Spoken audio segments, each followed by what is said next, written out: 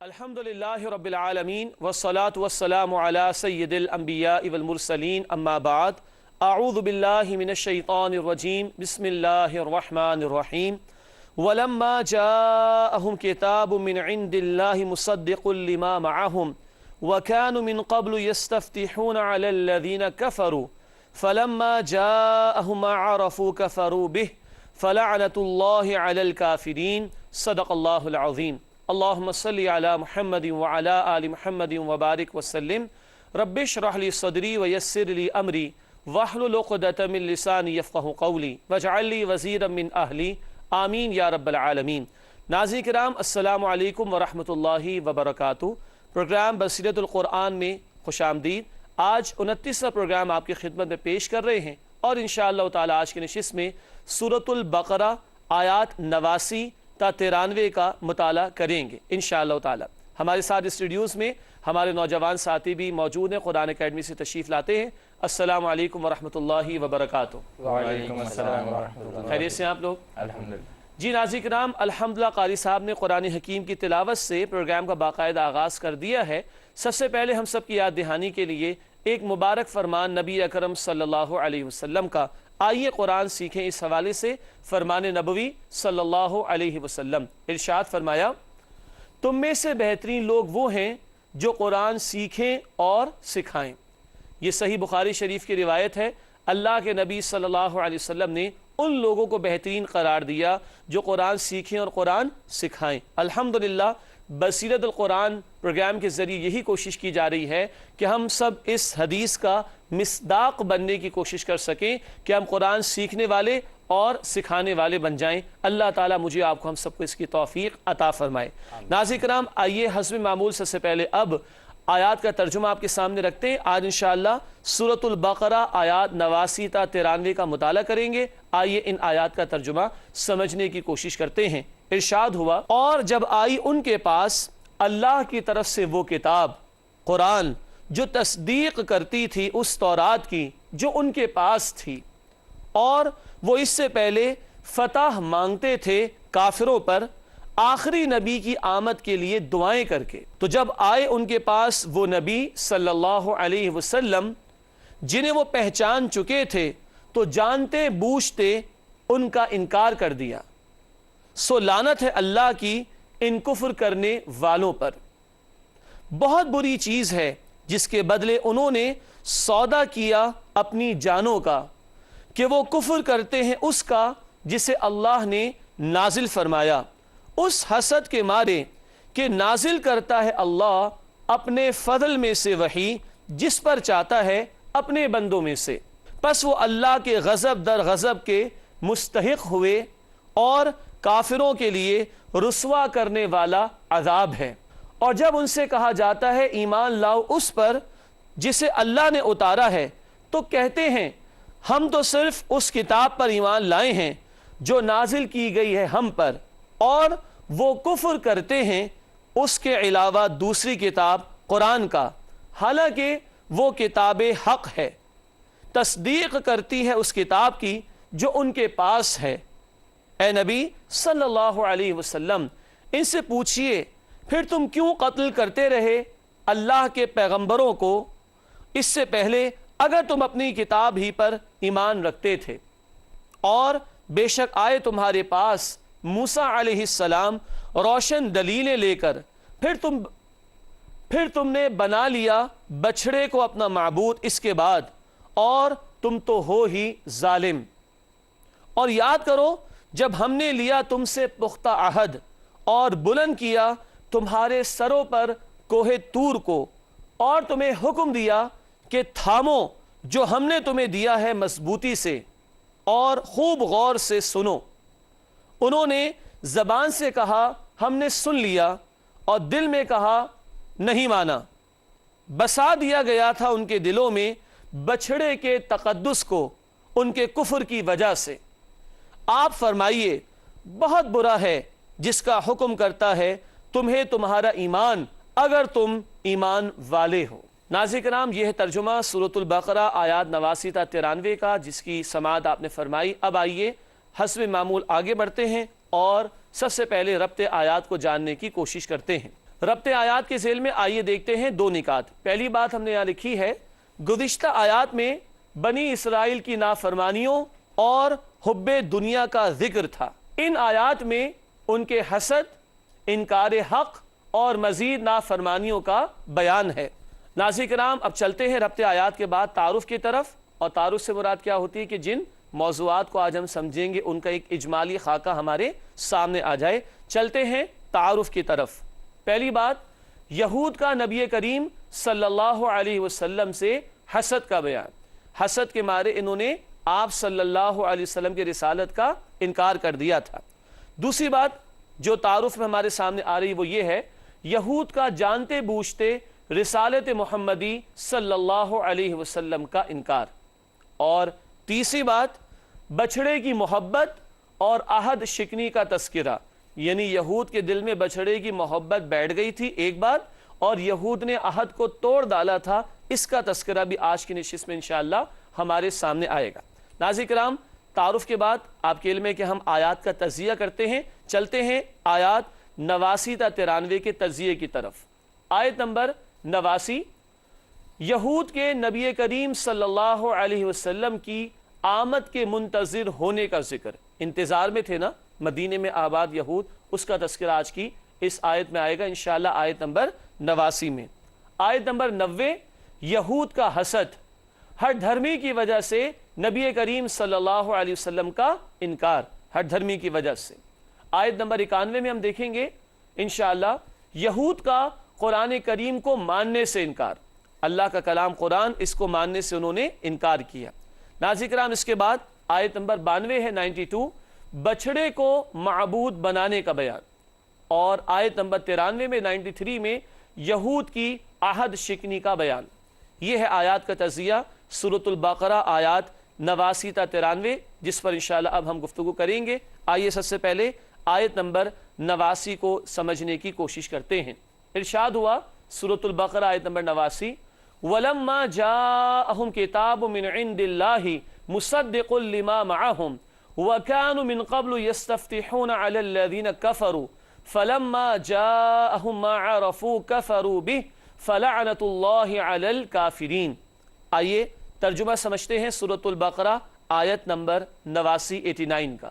ارشاد ہوا، اور جب آئی ان کے پاس اللہ کی طرف سے وہ کتاب قرآن جو تصدیق کرتی تھی اس تورات کی جو ان کے پاس تھی، اور وہ اس سے پہلے فتح مانگتے تھے کافروں پر آخری نبی کی آمد کے لیے دعائیں کر کے، تو جب آئے ان کے پاس وہ نبی صلی اللہ علیہ وسلم جنہیں وہ پہچان چکے تھے تو جانتے بوجھتے ان کا انکار کر دیا، سو لعنت ہے اللہ کی ان کفر کرنے والوں پر۔ ناظرین کرام، یہ آپ نے ترجمہ سماعت فرمایا سورۃ البقرہ آیت نمبر 89 کا۔ اب حسب معمول آگے بڑھتے ہیں اور اس آیت کی تشریح کو سمجھتے ہیں۔ تشریح میں جو پہلی بات لکھی ہے وہ یہ ہے، یہود نبی کریم صلی اللہ علیہ وسلم کی آمد کے منتظر تھے۔ اچھا، یاد ہے کسی کو کتنے قبیلے مدینے میں آباد تھے یہود کے؟ 3 قبیلے، ماشاءاللہ۔ ناظرین کرام، پچھلے نشستوں میں گفتگو آتی رہی، یہ 3 قبیلے مدینہ طیبہ میں برسوں سے آباد تھے۔ کیوں؟ ان کی کتابوں میں یہ بشارتیں موجود تھیں کہ آخری رسول کا ظہور یہاں ہوگا اور وہ یہاں قیام فرمائیں گے، آخری رسول نبی کریم صلی اللہ علیہ وسلم۔ تو آپ صلی اللہ علیہ وسلم کی آمد کے انتظار میں یہود یہاں پر آباد تھے اور منتظر تھے۔ دوسری بات کیا لکھی ہے، حسد کی بنا پر نبی کریم صلی اللہ علیہ وسلم کی رسالت کا انکار کیا۔ حسد کیا ہو گیا کہ ہم تو بنی اسماعیل میں سے نہیں ہیں، ہم تو بنی اسرائیل میں سے ہیں، اور ان کا خیال تھا کہ نبوت تو بنی اسرائیل ہی میں رہنی چاہیے، کیونکہ صدیوں سے انبیاء بنی اسرائیل میں آتے رہے، لیکن نبی کریم صلی اللہ علیہ وسلم کن میں آئے؟ بنی اسماعیل میں۔ ناظرین کرام، یہ حسد ان کو ہو گیا کہ بنی اسرائیل میں سے نبوت ختم کر کے اب بنی اسماعیل کو دے دی گئی، یہ حسد ان میں آ گیا، اور اس حسد کی وجہ سے انہوں نے نبی کریم صلی اللہ علیہ وسلم کی رسالت کا انکار کر دیا۔ آئیے ناظرین کرام مطالعہ آگے بڑھاتے ہیں اور آیت نمبر 90 کا مطالعہ کرتے ہیں۔ ارشاد باری تعالی، بئس ما اشتروا به انفسهم ان يكفروا بما انزل الله بغيا ان ينزل الله من فضله على من يشاء من عباده فباءوا بغضب على غضب वलिलकाफिरीन अज़ाबुम मुहीन। आइए आयत नंबर 90 का तर्जुमा समझने की कोशिश करते हैं। इरशाद हुआ, बहुत बुरी चीज है जिसके बदले उन्होंने सौदा किया अपनी जानों का, कि वो कुफ्र करते हैं उसका जिसे अल्लाह ने नाजिल फरमाया, उस हसद के मारे कि नाजिल करता है अल्लाह अपने फजल में से वही जिस पर चाहता है अपने बंदों में से। बस वो अल्लाह के गजब दर गजब के मुस्तहिक हुए और काफिरों के लिए रुसवा करने वाला अजाब है। नाज़रीन किराम, यह तर्जुमा सूरतुल बकरा आयत नंबर 90 का। अब चलते हैं तशरीह की तरफ। आइए पहली बात तशरीह में क्या जिक्र की गई उसको समझते हैं। लिखा है, दुनियावी मफादात की खातिर यहूद ने नबी करीम सल्लल्लाहु अलैहि वसल्लम का इनकार किया। असल में इनकी एक हैसियत थी अरब के माशरे में। अरब लोग, दो कबीले उनके भी आबाद थे ना, औस और खजरज, पिछले प्रोग्राम से बात आ चुकी है। तो ये अरब के लोग इनकी कदर करते थे कि हाँ ये किताबों के मानने वाले हैं, पैगंबरों के मानने वाले, तो इनकी एक से और एक हैसियत थी। लेकिन अब आखिरी रसूल कौन आ गए? रसूल करीम सल्लल्लाहु अलैहि वसल्लम। तो इन लोगों का ख्याल था कि अब हमारी दुकानदारी ख़त्म हो जाएगी, हमारे जो मफादात है उनको ज़रब लग जाएगी। तो दुनियावी मफादात की खातिर यहूद ने नबी करीम सल्लल्लाहु अलैहि वसल्लम का इनकार किया। दूसरी बात, ये अल्फाज नोट कीजिएगा नाज़रीन, आप भी इन अल्फाज को नोट कीजिएगा, ये बहुत अहम बातें हैं। हसद, तअस्सुब और ज़िद क़बूल हक़ में रुकावट बनते हैं। ज़िद पे आ गए ना कि बनी इसराइल से नबूवत लेके बनी इस्माइल में क्यों दे दी, तो तीन बातें नोट कर लें, हसद, तअस्सुब और ज़िद, ये क़बूल हक़ में रुकावट बनते हैं। हसद क्या हुआ? बनी इस्माइल में नबूवत क्यों चली गई? तअस्सुब क्या आया? ये तो हम में से नहीं है। ज़िद क्या आ गई? हम नहीं मानते, हमसे क्यों ले लिया गया? ये रुकावटें हैं क़बूलियत हक़ में। तो जहाँ जहाँ ये सिफ़ात होंगी, बुरी सिफ़ात हैं, वहाँ इंसान हक़ कबूल करने से महरूम हो जाएगा। अल्लाह ताला में हक़ की कबूलियत और उसके तकादों पर अमल की तौफ़ीक़ दे, और नाहक़ से और हक़ से महरूम होने से अल्लाह ताला हम सब की हिफाजत फरमाए। नाज़रीन किराम, अल्हम्दुलिल्लाह सूरतुल बकरा की आयत नंबर 90 का मुताला मुकम्मल हुआ। सूरतुल बकरा का मुताला जारी है। आयत नंबर 90 का मुताला मुकम्मल हुआ था। बात को आगे बढ़ाते हैं और सूरतुल बकरा आयत नंबर 91 से 91 से मुताला शुरू करते हैं। आइए आगे बढ़ते हैं। इरशाद हुआ, व इज़ा क़ील लहुम आमिनू बिमा अंज़लल्लाहु क़ालू नुअमिनु बिमा उन्ज़िला अलैना व यकफ़ुरूना बिमा वराअह वहुवल मुसद्दिक़ु वहुवल हक़्क़ु मुसद्दिक़ुल लिमा मअहुम क़ुल फ़लिम तक़्तुलूना अंबिया अल्लाहि मिन क़ब्लु इन कुन्तुम मुअमिनीन। नाज़रीन किराम, आइए तर्जुमा समझते हैं सूरतुल बकरा आयत नंबर 91 का। इरशाद हुआ, और जब उनसे कहा जाता है ईमान लाओ उस पर जिसे अल्लाह ने उतारा है, तो कहते हैं हम तो सिर्फ उस किताब पर ईमान लाए हैं जो नाजिल की गई है हम पर, और वो कुफ्र करते हैं उसके अलावा दूसरी किताब कुरान का, हालांकि वो किताब हक है, तस्दीक करती है उस किताब की जो उनके पास है। ए नबी सल्लल्लाहु अलैहि वसल्लम, उनसे पूछिए फिर तुम क्यों कत्ल करते रहे हो अल्लाह के पैगंबरों को इससे पहले, अगर तुम अपनी किताब पर ही ईमान रखते थे। नाज़रीन किराम, तशरीह की तरफ चलते हैं। सूरतुल बकरा आयत नंबर 91। पहली बात, यहूद की हर धर्मी का बयान। क्या कह रहे हैं? हम तो वो मानेंगे जो हम पर नाजिल हुआ, और इसके अलावा किसी और किताब को नहीं मानेंगे। ये तंग नज़र किस्म के लोगों का तस्करा है जो अपने आप को एक खौल के अंदर बंद कर ले और बहुत बड़े खैर से अपने आप को महरूम कर दें। हम तो नहीं मानते, इस हर धर्मी का मुजाहरा, और दावा था कि हम अपनी किताब को मानते हैं। हालांकि कुरान कह रहे अच्छा, अगर अपनी किताब को मानते हो तो तुमने अपने रसूल, अपने पैगंबरों को कत्ल क्यों किया? तो लिखा हमने कि अपनी किताब को मानने का भी झूठा दावा। अगर अपनी ही किताब को मानते और पिछली तालीमात को मानते तो क्या पैगंबरों को कत्ल करते? माअज़ल्लाह। नाज़रीन किराम, ये वो बदतरीन कौम है इस ज़मीन पर जिसने अंबिया तक को शहीद किया। ये पिछली आयत में भी हमने पढ़ा, आज भी इसका तस्करा दोबारा आया है। आगे चलते हैं आयत नंबर 92 की तरफ। इरशाद हुआ, वलक़द जाअकुम मूसा बिलबय्यिनाति थुम्मा इत्तख़ज़्तुमुल इज्ला मिन बअदिही व अंतुम ज़ालिमून। आइए तर्जुमा समझते हैं आयत नंबर 92 का सूरतुल बकरा। और बेशक आए तुम्हारे पास मूसा अलैहिस्सलाम रोशन दलीलें लेकर, फिर तुमने बना लिया बछड़े को अपना माबूद, इसके बाद اور تم تو ہو ہی ظالم۔ یہاں پر پھر بچھڑے کا ذکر آ گیا، تفصیلی واقعہ پڑھ چکے، اور سورۃ البقرہ کا نام بھی اسی واقعے کی مناسبت سے ہے، تو ذکر ہے بچھڑے کو معبود بنانے کا، تفصیلات پہلے آ چکی، واقعہ بھی ہم پڑھ چکے ہیں الحمدللہ۔ آگے بڑھتے ہیں آیت نمبر 93 اس میں جو بات آ رہی ہے وہ بھی ذکر پہلے ہو چکا ہے۔ آئیے دیکھتے ہیں سورۃ البقرہ آیت نمبر 93۔ وَإِذْ أَخَذْنَا مِيثَاقَكُمْ وَرَفَعْنَا فَوْقَكُمُ الطُّورَ خُذُوا مَا آتَيْنَاكُمْ بِقُوَّةٍ وَاسْمَعُوا قَالُوا سَمِعْنَا وَعَصَيْنَا وَأُشْرِبُوا فِي قُلُوبِهِمُ الْعِجْلَ بِكُفْرِهِمْ قُلْ بِئْسَ مَا يَأْمُرُكُمْ بِهِ إِيمَانُكُمْ إِن كُنتُم مُؤْمِنِينَ۔ ناظرین کرام سورۃ البقرہ آیت نمبر 93، آئیے ترجمہ سمجھتے ہیں۔ ارشاد ہوا، اور یاد کرو جب ہم نے لیا تم سے پختہ عہد اور بلند کیا تمہارے سنوں پر کوہ طور کو، اور تمہیں حکم دیا کہ تھامو جو ہم نے تمہیں دیا ہے مضبوطی سے اور خوب غور سے سنو۔ انہوں نے زبان سے کہا ہم نے سن لیا، اور دل میں کہا نہیں مانا۔ بسا دیا گیا تھا ان کے دلوں میں بچھڑے کے تقدس کو ان کے کفر کی وجہ سے۔ آپ فرمائیے بہت برا ہے جس کا حکم کرتا ہے تمہیں تمہارا ایمان اگر تم ایمان والے ہو۔ یہ ہے ناظرین کرام سورۃ البقرہ آیت نمبر 93 کا ترجمہ۔ آئیے تشریح کی طرف چلتے ہیں۔ پہلی بات، یہود کی عہد شکنی کا بیان۔ کوہ طور کو ان کے اوپر بلند کر دیا تھا اللہ نے، ایک ڈراوا پیدا کیا ان کے دلوں میں تاکہ شریعت کو قبول کرے اور اس کے تقاضوں پر عمل کرے۔ نمبر 2، غلط بیانی کا کام۔ یہاں پر جو ذکر آ رہا ہے وہ کیا؟ اللہ نے حکم دیا تھا کہو سمعنا و اطعنا، ہمیں بھی حکم ہے نا۔ سورۃ البقرہ کی آخری آیات میں، سورۃ البقرہ آیت نمبر 285، کتنی آیات ہے سورۃ البقرہ میں؟ 286 ماشاءاللہ ناظرین کرام 286 آیات ہیں، لیکن 285 میں سمعنا و اطعنا، اہل ایمان کیا کہیں گے؟ ہم نے سنا اور ہم نے اطاعت کی۔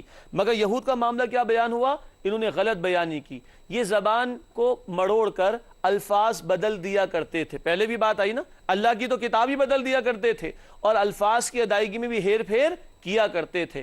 کہا گیا تھا سمعنا و اطعنا، ہم نے سنا ہم نے اطاعت کی، انہوں نے کیا کہا؟ سمعنا و عصینا، ہم نے سنا ہم نے نہیں مانا۔ اللہ اکبر، یہ ہے ان کی نافرمانی اور ہٹ دھرمی کا بیان اور ان کی غلط بیانی کا تذکرہ۔ پڑھ چکے ہم پہلے کہ اہل مصر کے زیر تحت رہنے کی وجہ سے ان کے دل و دماغ میں بھی بچھڑے کی محبت گھر کر گئی تھی، اور جب بندہ خود اپنی مرضی سے غلط راہ کو اختیار کرتا ہے تو پھر اللہ تعالیٰ بھی جانے دیتا ہے۔ کیوں؟ زندگی امتحان کے لیے ہے، جو جس راستے کی طرف چلنا چاہے گا اسی کی توفیق اس کو عطا ہوگی۔ تو ان کے دلوں میں بچھڑے کی محبت بٹھا دی گئی، اور ان کا یہ حق سے اعراض کرنا ان کے لیے گمراہ ہونے کا ذریعہ بن گیا، اور اللہ تعالیٰ نے ان کی گمراہی کا فیصلہ کر دیا۔ ناظرین کرام الحمدللہ سورۃ البقرہ کی آیات 89 تا 93 کا مطالعہ مکمل ہوا۔ حسب معمول قرآنی معلومات کے حوالے سے ایک پوائنٹ آپ کے سامنے رکھتے ہیں، دیکھتے ہیں آج قرآنی معلومات میں کیا نکتہ ہے جو آپ کے خدمت میں ہم پیش کر رہے ہیں۔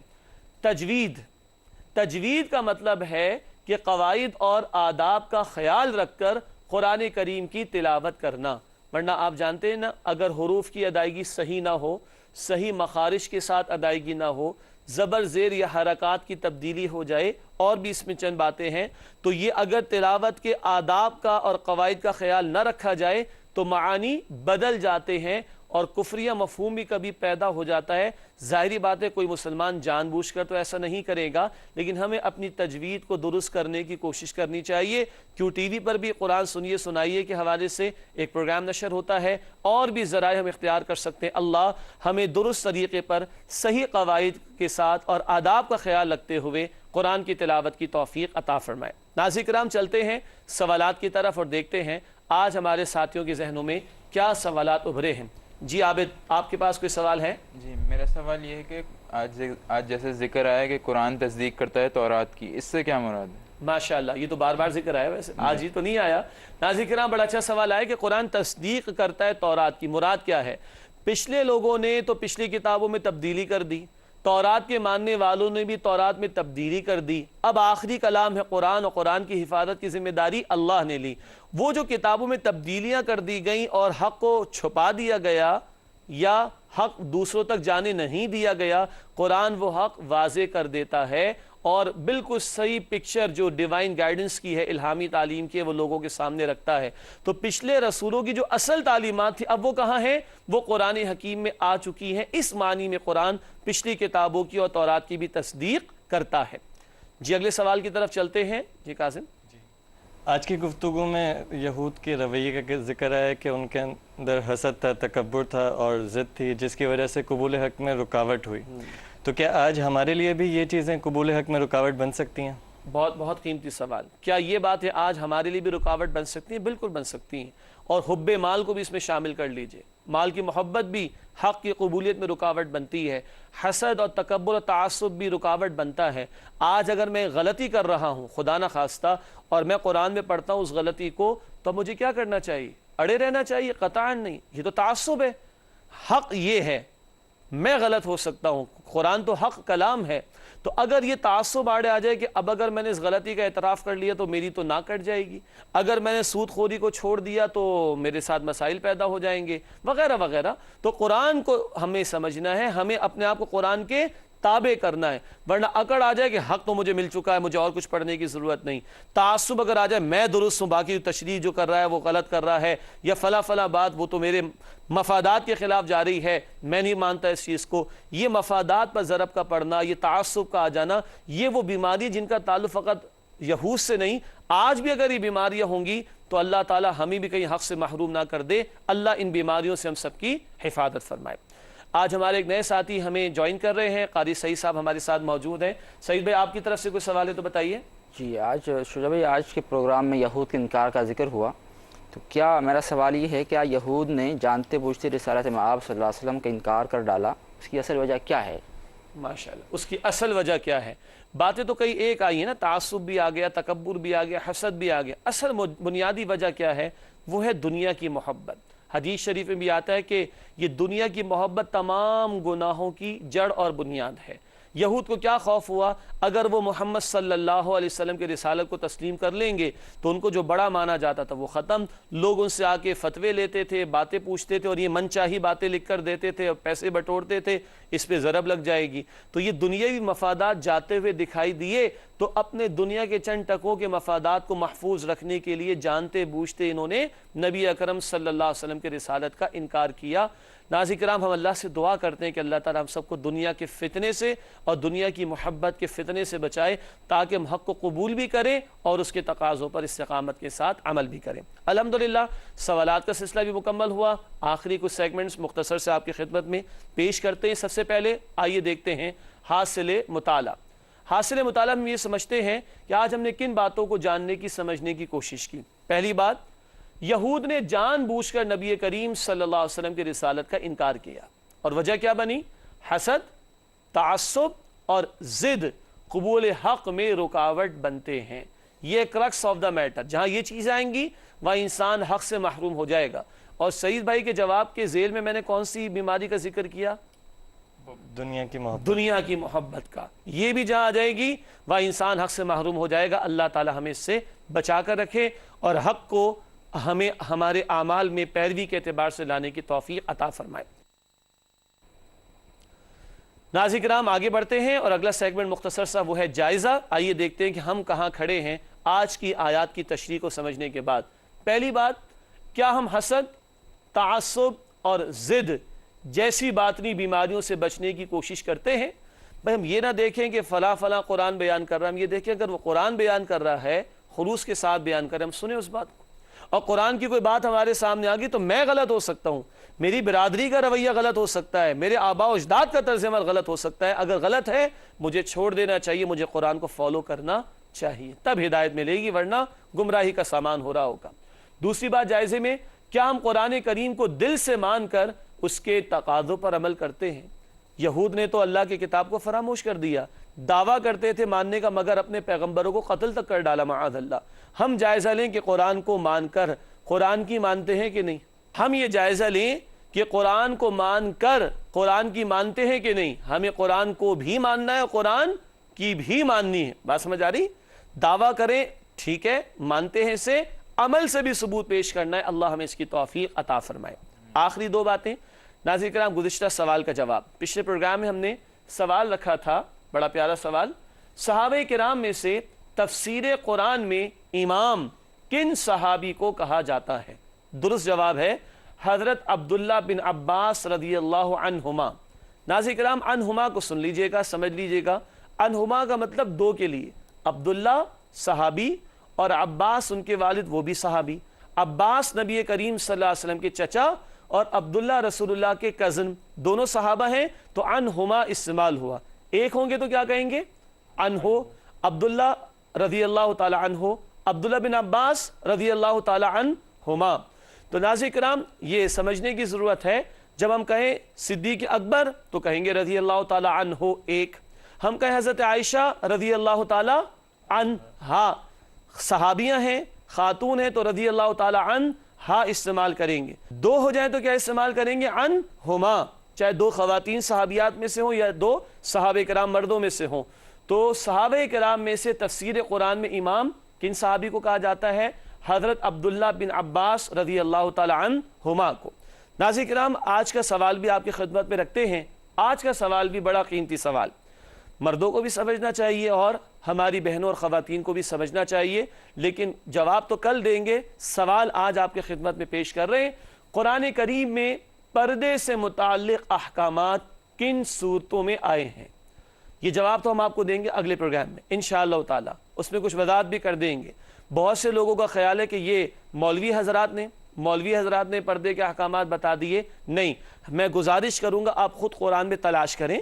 कुरान की सर्च इंजन भी इंटरनेट पर मौजूद हैं, इंसाइक्लोपीडियाज़ भी मौजूद हैं, उसमें से आप तलाश कर सकते हैं इसके जवाब को कि कुरान करीम में पर्दे से मुताल्लिक़ अहकामात किन सूरतों में आए हैं।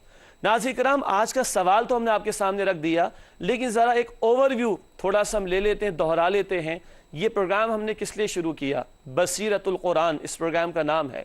आप हमारे स्क्रीन पर भी उसका नाम बसीरतुल कुरान लिखा हुआ देखते हैं कि कुरान से रोशनी अल्लाह हमें अता फरमा दे। आज बड़े अंधेरे माशरे में, आज बड़ी तारीकियाँ माशरे में, ये कुरान है जो हमें अंधेरों से निकाल कर रोशनी की तरफ लेकर आएगा।